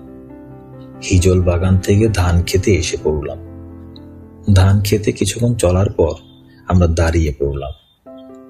এত অন্ধকার যে আমরা কি সোজা হাঁটছি না জায়গায় ঘুরছি কিছুই বুঝি না। তবে এইভাবে যে পালাতে পারবো না তা বুঝতে পারলাম। হয়তো সারা রাত হেঁটে দেখা যাবে আমরা যেই জায়গায় ছিলাম সেই জায়গাতেই ঘুরপাক খাচ্ছি। সাথী তিনজন ঘাবড়ে গেল, আমিও ঘাবড়ে গেলাম। একজন জিজ্ঞেস করলো, এখন উপায় কি? বললাম, দাঁড়িয়ে তো থাকা যাবে না, হাঁটতেই হবে, তাতে যা হয় হবে। তবে সকলেই খেয়াল রাখবে, গ্রামের মানুষ যে পথে চলে সেই পথের ঘাস উঠে সাদা মাটির পথ হয়। সেই পথ অন্ধকারেও আবছা দেখা যাবে। আমরা হাঁটতে থেকে সেই পথ পেলে একটা উপায় হবে। আমাদের এক সাথী বিমল বলল, দাঁড়ান, আমার পায়খানা পেয়েছে। আমরা দাঁড়ালাম। বিমল পায়খানা করতে বসেই বলল, পেয়েছি পেয়েছি, এ পথ পেয়েছি। আমরা দেখলাম, হ্যাঁ, এই তো গ্রামের মানুষের পায়ে চলার পথ। বিমলের পায়খানা শেষে খুঁজে পাওয়া পথ ধরে ধীরে ধীরে হাঁটতে লাগলাম। মনে অনেক ভয়, এই পথ না হারায়। সাথী নওশের আলী নসু বলল, দাঁড়ান, আমার শরীর কেমন ভারী হয়ে যাচ্ছে। বললাম, ভারী হোক আর হালকা হোক, দাঁড়াবার সময় নেই বন্ধু। এর মধ্যেই দেখলাম একটা লোক ধান খেতে বসে বিড়ি বা সিগারেট খাচ্ছে। প্রতি টানে টানে ফুলকি দিয়ে স্পষ্ট আগুন দেখা যাচ্ছে। আমি নিশ্চিত হলাম এই লোক বেসামরিক লোক, মানে পাবলিক। কেননা কোনো সামরিক প্রশিক্ষণপ্রাপ্ত লোক এই সময়ে, এই রাতে, এই যুদ্ধ ময়দানে বিড়ি বা সিগারেট খেতে পারে না। সামরিক প্রশিক্ষণকালে এই যুদ্ধ ময়দানে রাতের বেলায় বিড়ি বা সিগারেট খাওয়ার ভয়াবহ পরিণতি সম্পর্কে বিশেষ তামিল দেয়া হয়। সাথী বন্ধুদের বললাম, এই লোককে ধরে গান পয়েন্টে নিয়ে পালাবার পথ বের করে নিতে হবে। এই লোককেই গান পয়েন্টে আমাদের সাথে নিয়ে পালাতে হবে। আপনারা বিড়ির আগুন লক্ষ্য করে ক্রলিং করে ওই লোকের 2-3 হাত সামনে গিয়ে অবস্থান নেবেন। আমি ক্রলিং করে পেছন দিক দিয়ে ওই লোককে গান পয়েন্ট করব, যাতে ওই লোক চিৎকার অথবা দৌড়ে পালাতে না পারে। আমাদের কোনো প্রকার শব্দ করা চলবে না, এটা মনে রেখে কাজ করতে হবে। আমরা ক্রলিং করে যাওয়া শুরু করলাম। আমি ঠিক পিছন দিক দিয়ে ওই লোকের পিঠে হাত রেখে বললাম, কেডা? লোকটি ঘাবড়ে গিয়ে বলল, হ্যাঁ, আমি আমি আমি আমি ধমকের স্বরে বললাম, চুপ। এরপর ধীরে ধীরে ভদ্রলোককে জিজ্ঞেস করলাম, আপনার নাম কি? ভদ্রলোক বললেন, জিতেন হাজং। নামটি আমার চেনা চেনা লাগলো, তবু G3 রাইফেলের ব্যারেল পিঠে ঠেকিয়ে বললাম, আমাদের পথ দেখিয়ে নিয়ে চলুন, নইলে গুলি করে মেরে ফেলবো। আমরা কাদেরিয়া বাহিনীর লোক। সঙ্গে সঙ্গে ভদ্রলোক বললেন, আপনাদের জন্যই তো আমি নৌকা নিয়ে এসেছি। নৌকা কোথায়? ঘাটে। চলুন আগে ঘাটে যাই। জিতেন হাজং হলেন কমরেড মনি সিং এর কমিউনিস্ট পার্টির সদস্য। সংগ্রামী আর বিপ্লবীদের সাহায্য করাই তার ধর্ম। সুনামগঞ্জ সীমান্ত এলাকার বাসিন্দা চিরকুমার জিতেন হাজং চিরকাল মানুষের সেবা করে জীবন কাটিয়ে দিচ্ছেন। এই সুনামগঞ্জ অঞ্চলের মোটামুটি সমস্ত মানুষ জিতেন হাজাংকে চেনে। তিনি ইতিহাস প্রসিদ্ধ তেভাগা আন্দোলন, লাঙ্গল যার জমি তার এবং জমিদারি প্রথা বাতিল আন্দোলনের বিপ্লবী যোদ্ধা ছিলেন। যৌবন বয়সে তিনি কমরেড মনি সিং এর সহযোদ্ধা ছিলেন। তিনি ঐতিহাসিক সাঁওতাল বিদ্রোহ, তীর ধনুক নিয়ে ব্রিটিশ সৈন্যদের সাথে যুদ্ধ করেছেন। 71 সালে আমাদের মহান মুক্তিযুদ্ধের সময় মুক্তিযোদ্ধা হয়েছিলেন, কিন্তু ওই অঞ্চলে তেমন একটা যুদ্ধ না হওয়ায় তিনি যুদ্ধ করতে পারেননি বলে দুঃখিত। আন্দোলন, সংগ্রাম, যুদ্ধ জিতেন হাজুংয়ের কাছে নেশার মতো লাগে। সীমান্তে আমাদের ঘাঁটিতে তিনি একবার এসেছিলেন। যোদ্ধাদের জিতেন হাজুং ভালোবাসেন। নিজের বিপদ উপেক্ষা করে যোদ্ধাদের সাহায্যে এগিয়ে আসতে তিনি দারুণ আনন্দ পান। তাই আমরা যখন সীমান্ত থেকে দেশের ভেতরে ঢুকি, তখন থেকেই নিরাপদ দূরত্ব থেকে তিনি আমাদের ছায়ার মতো অনুসরণ করেছেন। এই অঞ্চল তার এতই নখদর্পণে যে আমরা যখন রাতে রওনা হতাম, তিনি সহজেই অনুমান করে নিতে পারতেন আমরা এক রাতে পায়ে হেঁটে কত দূরে এবং কোথায় গিয়ে পৌঁছাতে পারি। পরের দিন তিনি আবার আমাদের কাছাকাছি কোনো জায়গায় অবস্থান নিতেন, কিন্তু সরাসরি আমাদের কাছে আসতেন না। এই অঞ্চলের হিন্দু মুসলমান সকলের কাছেই তার সমাদর ছিল।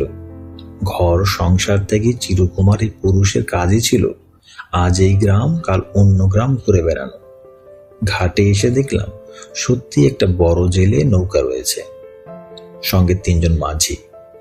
জিতেন হাজাং সহ আমরা 4 জন নৌকায় উঠে বসলাম। আমাদের 4 জনের একজন হলো কমান্ডারের ছোট ভাই অরুণ সরকার। নৌকায় উঠেই অরুণ সরকার বলল, দাদারে সারা যাবো না, দাদারে আনার ব্যবস্থা করেন। জিতেন হাজুং বললেন, হ্যাঁ তোমরা নৌকায় বহো, আমি কমান্ডারকে খুঁজে আনি।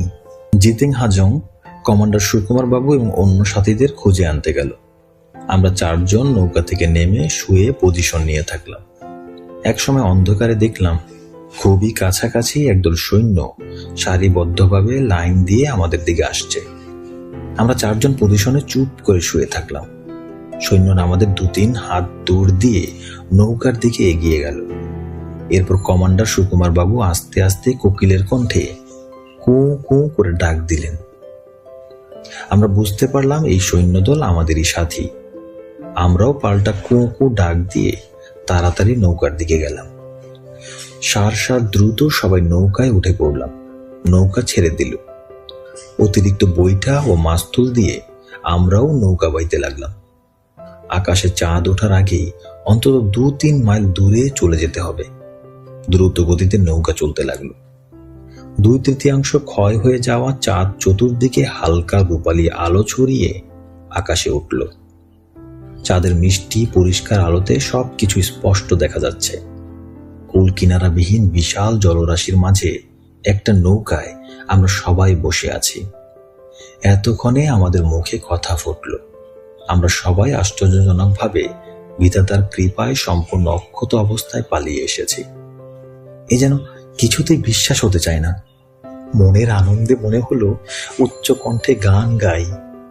আমাদের এই বাঁচার পিছনে যার একক অবদান, তিনি আর কেউ নন, তিনি হলেন মানুষের সেবায় উৎসর্গকৃত প্রাণ জিতেন হাজং। জিতেন হাজং এর প্রতি কৃতজ্ঞতার শেষ নেই, ঋণের শেষ নেই। কোনো দিন কি এমন আসবে যেদিন জিতেন হাজং এর ঋণ শোধ করার অন্তত চেষ্টা করা যাবে? ভোর হলো, নৌকা তীরে ভিড়ল। আমরা সবাই নৌকা থেকে নেমে পড়লাম। জিতেন হাজংকে বুকে জড়িয়ে ধরে বিদায় নিলাম। আবার পথ চলতে শুরু করলাম। এবার পথ চলার লক্ষ্য হলো সীমান্তের দিকে। উদ্দেশ্য সীমান্তের নিকটবর্তী জায়গা দিয়ে আমরা ঘুরতে থাকব। জনগণের অবস্থা খুব একটা ভালো দেখলাম না। আমাদের হাতে অস্ত্র আছে বলেই জনগণ আমাদের কিছু বলেনি, কিন্তু মনে হয়েছে পারলে জনগণ আমাদের ধরে ফেলে। জনগণকে এত বুঝাচ্ছি জাতির জনক বঙ্গবন্ধু শেখ মুজিবুর রহমান এই দেশের স্রষ্টা, তাকে অন্যায়ভাবে হত্যা ইত্যাদি ইত্যাদি, কিন্তু জনগণ গ্রহণ করছে না, কেবলই প্রত্যাখ্যান করছে। মনটা ভীষণ খারাপ। তাহলে কি শেখ মুজিবুর রহমানের জনপ্রিয়তা শূন্যের কোটার চেয়েও নিচে নেমে গেছে? জনগণ যদি আমাদের আশ্রয় না দেয়, তাহলে আমরা গেরিলা যুদ্ধ করব কিভাবে? জনগণ আর গেরিলা যুদ্ধের সম্পর্ক হতে হবে পানি আর মাছের। মাছ যেমন পানি ছাড়া বাঁচে না, গেরিলা যোদ্ধাও জনগণ ছাড়া বাঁচে না। পানি যদি মাছকে আশ্রয় না দেয়, তাহলে মাছের যেমন নিশ্চিত মৃত্যু হবে, ঠিক জনগণ যদি গেরিলা যোদ্ধাকে আশ্রয় না দেয়, তাহলে গেরিলা যোদ্ধারও নিশ্চিত মৃত্যু হবে। মনে নানান প্রশ্ন, শেখ মুজিবুর রহমান কি মানুষের কাছে এতই অগ্রহণযোগ্য হয়ে পড়েছিল? তাকে এইভাবে খুন করা হলো। আমরা তার প্রতিবাদে যুদ্ধ করতে এলাম, অথচ জনগণ আমাদের গ্রহণই করছে না। আসলে সশস্ত্র প্রতিবাদী শেষ কথা নয়। আমরা যারা শেখ মুজিবের অনুসারী, আমাদের নিজেদের কর্ম দ্বারা এবং জনগণকে বোঝানোর মাধ্যমে ধীরে ধীরে আবার শেখ মুজিবের প্রতি মমত্বশীল করে তুলতে হবে এবং শেখ মুজিবুর রহমানের হারানো জনপ্রিয়তা আবার ফিরিয়ে আনতে হবে। তাহলেই কেবল আমরা সশস্ত্র যুদ্ধ বা নিরস্ত্র লড়াইয়ে বিজয়ী হতে পারব। এছাড়া আমাদের অন্য কোনো বিকল্প নেই। জেনারেল মাহবুবুল হাসানের সৈন্যরা জনগণের মাধ্যমে আমাদের গতিবিধির খবরাখবর নিয়ে পথে পথে অ্যাম্বুশ করতে লাগলো। অ্যাম্বুশ মানে আগে থেকেই ফাঁদ পেতে বসে থাকা।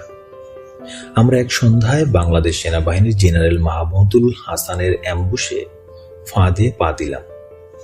সন্ধ্যায় এক আখ ক্ষেতের পাশ দিয়ে যাওয়ার সময় আগে থেকেই অ্যাম্বুশ করে ফাঁদ পেতে বসে থাকা বাংলাদেশ আর্মির সৈন্যরা অতর্কিতে আমাদের আক্রমণ করল। আমরা আখ ক্ষেতের ভেতর আশ্রয় নিয়ে পাল্টা জবাব দিলাম। প্রথমে তীব্র লড়াই শুরু হলো, তারপর রাতভর থেমে থেমে সংঘর্ষ চলতে লাগলো। রাত পোহালো, ভোর হলো। সূর্য ওঠার সঙ্গে সঙ্গেই সেনাবাহিনীর সৈন্যরা দুর্বার গতিতে পুনরায় আক্রমণ শুরু করল। আমরা তার যথাযথ জবাব দিতে লাগলাম। যতই বেলা বাড়তে লাগলো, আক্রমণ পাল্টা আক্রমণ ততই বাড়তে লাগলো। আমরা যে আখ ক্ষেতে আশ্রয় নিয়েছিলাম, গুলিতে সেই ক্ষেতের আখ ছিন্ন ভিন্ন হয়ে যেতে লাগলো। আমাদের গুলি ক্রমশ ফুরিয়ে যেতে লাগলো। দুপুর গড়িয়ে বিকেল হতে লাগলো। ধীরে ধীরে আমাদের অস্ত্রগুলো একের পর এক থেমে যেতে লাগলো। যখনই আমাদের একটা অস্ত্র থেকে যায়, তখনই বুঝতে পারি আমাদের সাথী যোদ্ধার গুলি হয় শেষ অথবা আহত কিংবা নিহত হয়েছে। সন্ধ্যা নাগাদ আমাদের একের পর এক প্রায় সকল অস্ত্র থেমে গেল, অর্থাৎ আমাদের প্রায় সকল সাথীর গুলি শেষ অথবা আমাদের প্রায় সাথী নিহত। সন্ধ্যা হওয়ার সাথে সাথে অবস্থা বেগতিক দেখে আমি ক্রলিং করে আখ ক্ষেত থেকে বেরিয়ে ধান খেতে ঢুকে পড়ি। সারা রাত ক্রলিং করার পর যখন সকাল হয়, তখন আমি কোথায় তা আমি জানি না। ধান গাছের পাতা আর শীষের ধারে আমার সমস্ত শরীর কেটে ফালি ফালি হয়ে সারা দেহ থেকে বিন্দু বিন্দু রক্ত বের হতে থাকে। দীর্ঘ সময় ক্রলিং করার ফলে আমার দু হাঁটু, হাতের দুই কনুই এবং বুক চিরে ক্ষত বিক্ষত হয়ে গেছে। শরীরে অসহ্য যন্ত্রণা, দেহে বল নেই, দেহ আর চলে না, দেহ নিস্তেজ। জীবনের মায়া ত্যাগ করে ধান খেতেই পড়ে রইলাম। একসময় ঘুমিয়ে পড়লাম না জ্ঞান হারিয়ে ফেললাম জানি না। যখন হুঁশ ফিরে এলো, তখন দেখি একটি কুকুর আমার নাক শুকছে। ধপ করে উঠে বসতেই কুকুরটি ৩-৪ হাত পিছনে সরে গেল। আমার পাশেই পড়ে আছে আমার জীবন রক্ষাকারী G3 অটো রাইফেল আর দুটো ম্যাগাজিন। আমার কিছুই মনে নেই কেন আমি এই অবস্থায় এখানে। পেটে শুধু প্রচন্ড ক্ষুধা, ক্ষুধার জ্বালায় আমি অস্থির।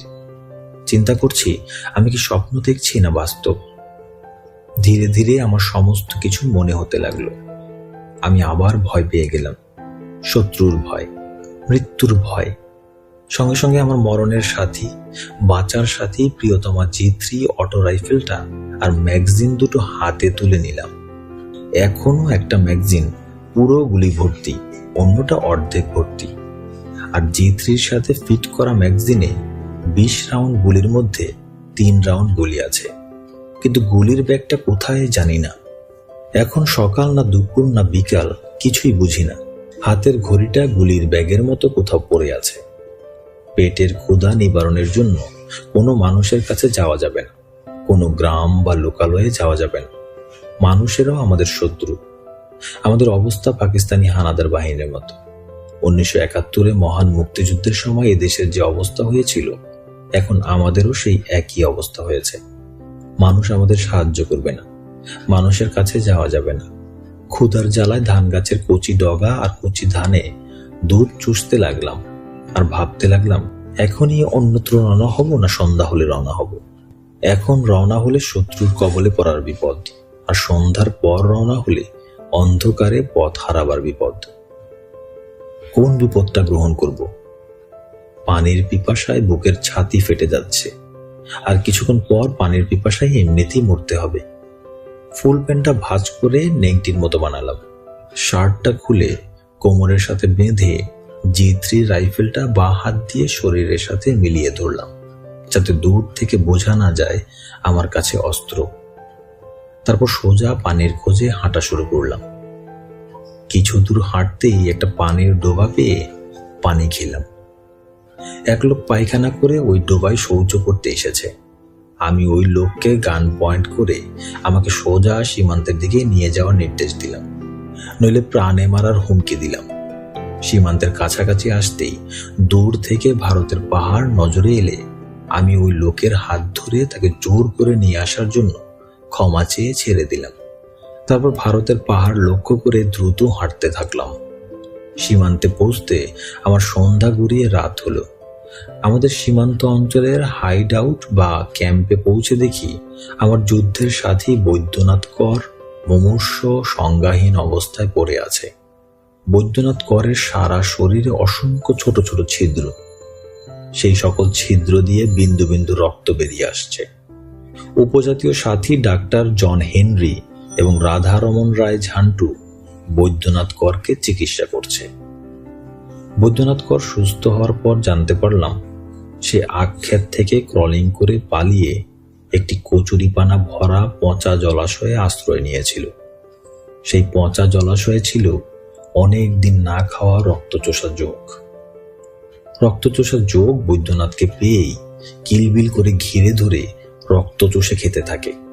বৈদ্যনাথ কর প্রস্রাবের রাস্তা আর পায়খানার রাস্তা দুই হাত দিয়ে চেপে ধরে বসে থাকে, যাতে যোগ পায়খানা বা প্রস্রাবের রাস্তা দিয়ে পেটের ভিতরে ঢুকতে না পারে। বৈদ্যনাথ করের পালাবার কোনো পথ ছিল না, কারণ বাংলাদেশ সেনাবাহিনীর লোকেরা ওই পুকুর পাড়ে সজাগ পাহারায় ছিল। পালাবার চেষ্টা করলেই ধরা পড়তে হবে। তাই সেনাবাহিনীর হাতে ধরা পড়ার চাইতে যোগকে রক্ত দেয়াই শ্রেয় মনে করেছে বৈদ্যনাথ কর। বাংলাদেশ সেনাবাহিনী ওই পুকুর পাড় থেকে সরে যেতে যদি আর 1-2 ঘন্টা দেরি করত, তাহলে রক্তচোষা যোগ বৈদ্যনাথ করের শরীরের সমস্ত রক্ত চুষে খেয়ে ফেলত। রক্তশূন্যতার কারণে এখনো যে কোনো সময় বৈদ্যনাথ কর মারা যেতে পারে।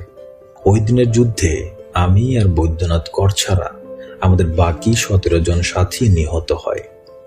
জনসাধারণের চরম অসহযোগিতা এবং বিরোধিতার কারণে একই পরিণতি হয় বগুড়ার রেজাউল বাকি এবং দুলাল দে বিপ্লব ও তার সাথীদের। কমান্ডার দুলাল দে বিপ্লব যুদ্ধে প্রচন্ড মার খেয়ে আহত অবস্থায় নৌকায় করে পালিয়ে আসার সময় তীব্র যন্ত্রণায় তার 2IC মোহাম্মদ হিরুকে নির্দেশ দেয়, হিরু, তুমি আমাকে গুলি করে মেরে ফেলো। এই নির্দেশ পালনে 2IC হিরু অক্ষমতা প্রকাশ করলে পুনরায় দুলাল দে বিপ্লব একই নির্দেশ দেয়, কিন্তু হিরু নির্দেশ পালনে পুনরায় অক্ষমতা প্রকাশ করে। এইভাবে কয়েকবার কমান্ডারের নির্দেশ পালনে 2IC হিরু অক্ষমতা প্রকাশ করার পর কমান্ডার দুলাল দে বিপ্লব অপর সাথী মদনকে এই মর্মে নির্দেশ দেয় যে, মদন, আমি কমান্ডার দুলাল দে বিপ্লব তোমাকে নির্দেশ দিতেছি, আমার 2IC হিরুকে আমি যে নির্দেশ দিব, হিরু যদি সেই নির্দেশ পালন না করে তাহলে তুমি হিরুকে গুলি করে মেরে ফেলবে। বলেই 2IC হিরুকে নির্দেশ দিল, আমাকে গুলি করে মেরে ফেলো।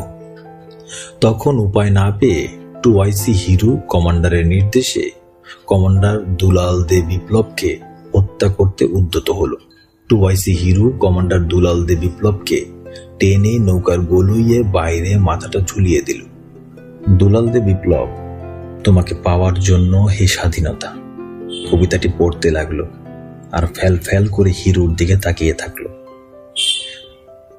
হিরু G3 রাইফেলের ব্যারেলটা দুলাল দে বিপ্লবের মাথায় ঠেকিয়ে গুলি করে দিল।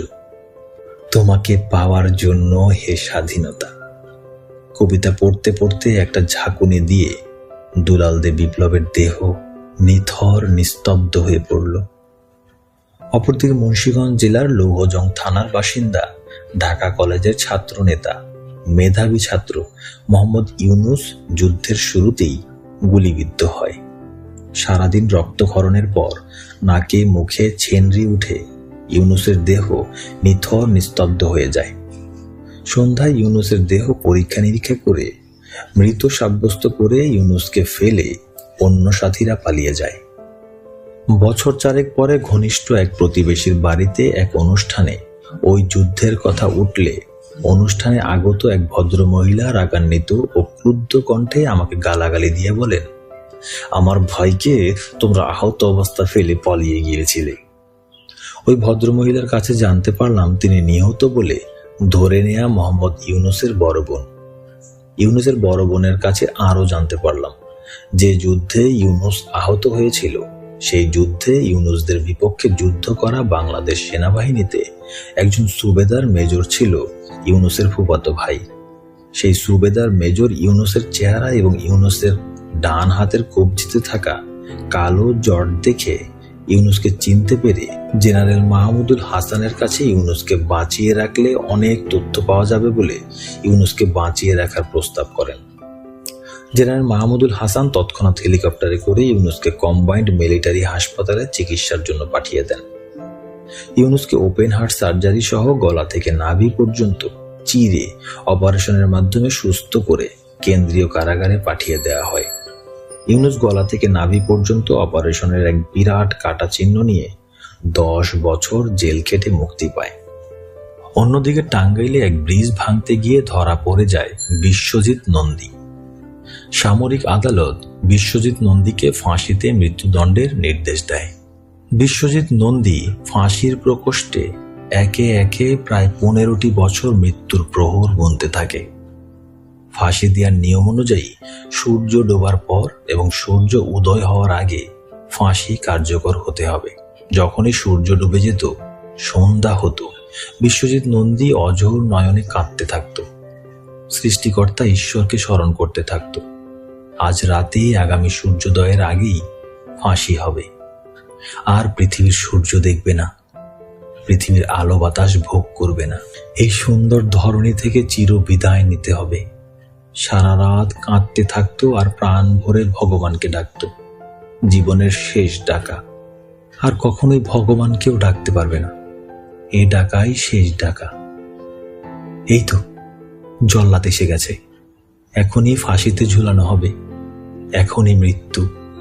ফাঁসির অন্ধ প্রকোষ্ঠের বাইরের দেয়ালে হঠাৎ রোদের ঝলক। এমনই হাসি, অট্ট হাসি।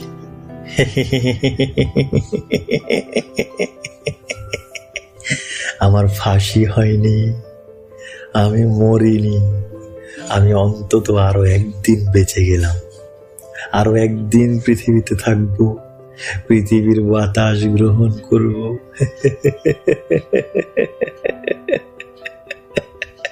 আমি মরিনি, আমি মরিনি, আমি আজ বেঁচে গেছি। ফাঁসির অন্ধকার প্রকোষ্ঠে সারাদিন হাসি আর আনন্দ। দিন শেষে সূর্য যখন ধীরে ধীরে ডুবতে শুরু করলো, সন্ধ্যা নেমে এলো। আবার অঝোর নয়নে কান্না আর ঈশ্বরকে স্মরণ করা। এই বুঝি জল্লাদ এলো, ফাঁসির দড়ি গলায় ঝুলিয়ে দিল। মৃত্যু হলো। এভাবে প্রতিদিন, প্রতি সপ্তাহ, প্রতি মাস, প্রতি বছর, প্রায় 15 বছর। সারাদিন হাসি, সারা রাত কান্না। বিশ্বজিৎ নন্দী হিন্দু হওয়ায় ভারতের পশ্চিম বাংলার জনগণের সমর্থন এবং ভারত সরকারের চাপের কারণে ফাঁসি কার্যকর হয় না। পরবর্তীতে বিশ্বজিৎ নন্দীকে প্রায় 15 বছর পর নিঃশর্ত মুক্তি দেয়া হয়। নজিবুর রহমান নিহার ও শাহাদাত হোসেন সুজার যৌথ নেতৃত্বে 17 জনের একটি গ্রুপ 1976 সালের আগস্টে সুজার নিজ জেলা গাইবান্ধা দখল করে। গাইবান্ধা দখলের প্রথম লড়াইয়ে সহযোদ্ধা আলমগীর নিহত হয়। 3রা সেপ্টেম্বর 1976 বাংলাদেশ সেনাবাহিনীর বগুড়া ক্যান্টনমেন্ট থেকে 6 বেঙ্গল এবং রংপুর ক্যান্টনমেন্ট থেকে 16 বেঙ্গল এই সৈন্যরা পুরো গাইবান্ধা ঘেরাও করে নিহার ও সুজাদের আক্রমণ করলে নিহার সুজারা পাল্টা আক্রমণের মাধ্যমে পিছু হটতে থাকে। লড়াই পিছু হটা করতে করতে নিহার সুজারা গোবিন্দগঞ্জ থানায় চলে গেলেও সেনাবাহিনীর ঘেরাও ভাঙতে পারেনি। 6 সেপ্টেম্বর 1976 বিকেল 5টায় গোবিন্দগঞ্জের কামাদিয়া গ্রামে নিহার সুজাদের 8 জন সাথী যোদ্ধা নিহত হয় এবং গুলি শেষ হয়ে যাওয়ায় ও আহত হওয়ায় নিহার সুজা হুমায়ুন সহ 8 জন সাথী বন্দী হয়। বন্দীদের মধ্যে 1 নজিবুর রহমান নিহার, 2 আবু বক্কর সিদ্দিকী, 3 রেজাউল করিম রেজা এবং 4 বিকাশ। এই 4 জন যোদ্ধা আহত অবস্থায় বন্দী হয়। সুজা, হুমায়ুন, মুন্না ও রফিকুল এই 4 জন অক্ষত অবস্থায় গ্রেপ্তার হয়। বন্দী হওয়ার ঘণ্টাখানেক পর আহত নিহার, বক্কর, রেজা ও বিকাশকে সেনাবাহিনীর লোকেরা সুজা, হুমায়ুন, মুন্না ও রফিকুলের সামনেই ব্রাশ ফায়ার করে মেরে ফেলে এবং জীবিতদের ঘণ্টা 2 পরে রংপুর ক্যান্টনমেন্টে নিয়ে যাওয়া হয়। প্রায় 1 মাস ব্যাপী নানা ধরনের নির্যাতন ও জবানবন্দি শেষে কর্নেল আজিজের 5 নং মার্শাল কোর্টের বিচারে যাবজ্জীবন সশ্রম কারাদণ্ড দিয়ে রংপুর কারাগারে পাঠিয়ে দেওয়া হয়। রংপুর, রাজশাহী ও কুমিল্লার কারাগারে একটানা 10 বছর জেল খেটে সুজা, হুমায়ুন, মুন্না ও রফিকুল মুক্তি পায়। সীমান্তে ফিরে এসে আমাদের জাতীয় মুক্তি বাহিনীর সর্বাধিনায়ক বঙ্গবীর আব্দুল কাদের সিদ্দিকী বীর উত্তম ওরফে বাঘা সিদ্দিকীকে রণকৌশলগত কারণে আমাদের গেরিলা যুদ্ধ করা সম্ভব নয় এবং উচিত নয় বলে আমার অভিমত ব্যক্ত করে পিছনে শত্রু না রেখে রণকৌশল নির্ধারণের কথা বলি। দেশের মানুষের অবস্থা, আমাদের সম্পর্কে মানুষের ধারণা, সর্বোপরি শেখ মুজিবুর রহমানের জনপ্রিয়তা ইত্যাদি বিস্তারিত বিচার বিশ্লেষণ করে কাদের সিদ্দিকী সরাসরি সম্মুখ সমরের সিদ্ধান্ত নিলেন।